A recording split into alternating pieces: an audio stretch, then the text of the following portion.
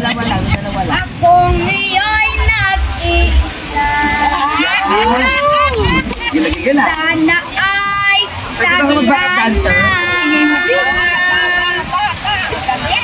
Sa ilalim ng puting ilaw.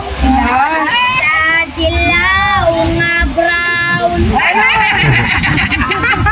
Tama, ano ka ngayon? Sigaw, miyaw.